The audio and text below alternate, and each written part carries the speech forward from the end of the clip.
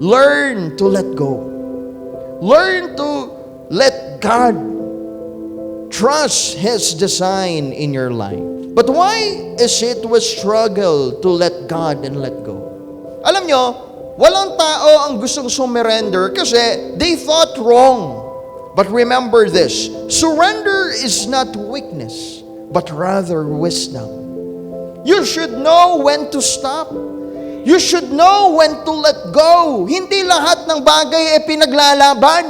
Ito yung tinatawag nating, I think this could be part of anxiety. Yung anxiety is fear of the unknown. No? Yung hindi mo pa nga nangyayari, kinakatakutan mo na. Di ba ang daming ganyan mga Kristiyano? Pastor, baka pag magsimba ako ngayon, mawalan ako ng project. Pastor, baka pag nagsimba ako ngayon, hindi ako pumasa sa school. Hindi ibig sabihin na inuuna mo ang Panginoon, magiging hindrance yun sa success mo. It's actually the other way around. Unahin mo ang Panginoon. Pag ikaw ay pinagpala ng Diyos, tingnan mo, lalo kang maglilingkod sa Kanya. So always remember to learn to let God and let go.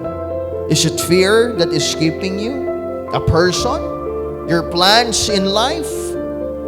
Your past? You have to let them all go. Sabi ng Psalm 24 verse 1, the earth is the Lord's and the fullness thereof. Ang Panginoon, pag hinayaan niya, hahayaan niya, lumago ka. Tandaan mo, kung naligtas ng Panginoon ang sanlibutan dahil sa kasalanan, ano man lang ang maliliit na bagay na yan, you just have to trust God in your life. You just have to surrender everything to God.